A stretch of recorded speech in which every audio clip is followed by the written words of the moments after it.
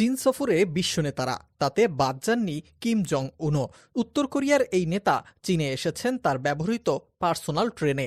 বিশেষ এই ট্রেনে রয়েছে অত্যাধুনিক সব প্রযুক্তি এবং আধুনিক ও বিলাসবহুল সব সুযোগ সুবিধা, যা এখন আলোচনায় পুরো বিশ্বজুড়ে। বলা হয়ে থাকে ট্রেনটি শুধু যাতায়াতের মাধ্যমই নয়, বরং উত্তর কোরিয়ার রাজনৈতিক ক্ষমতা এবং নেতৃত্বের একটি প্রতীক হিসেবেও বিবেচিত হয়। কিম জং উনের এই বিশেষ ট্রেনটি তার বাবা কিম জং ইল এবং দাদা কিম ইল সুংও ব্যবহার করতেন। এটি কোনো সাধারণ ট্রেন নয়, এটি মূলত একটি সুরক্ষিত বুলেট প্রুফ এবং বিলাসবহুল দুর্গ, যা সামরিক সুরক্ষা এবং রাজনৈতিক কার্যকলাপের জন্য বিশেষভাবে ডিজাইন করা হয়েছে। ট্রেনের সবচেয়ে গুরুত্বপূর্ণ বৈশিষ্ট্য হল এর নিরাপত্তা ব্যবস্থা।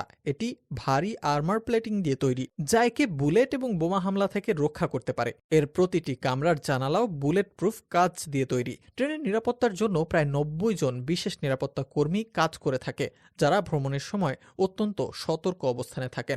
বাইরে থেকে সাধারণ মনে হলেও ট্রেনের ভেতরটা অত্যন্ত বিলাসবহুল। এতে মিটিং রুম, ডাইনিং রুম এবং অত্যাধুনিক প্রযুক্তির যোগাযোগ ব্যবস্থা রয়েছে।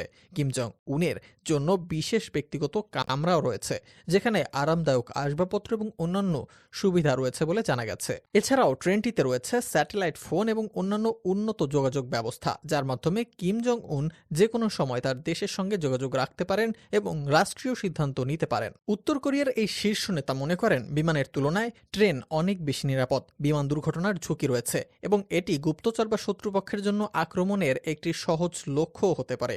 ট্রেনের রুট নিয়ন্ত্রণ করা তুলনামূলকভাবে সহজ এবং এতে সামরিক সুরক্ষা দেওয়াও সম্ভব বলে মনে করেন তিনি। এছাড়াও এই ট্রেন ব্যবহার করা কিম পরিবারের একটি রাজনৈতিক ঐতিহ্য।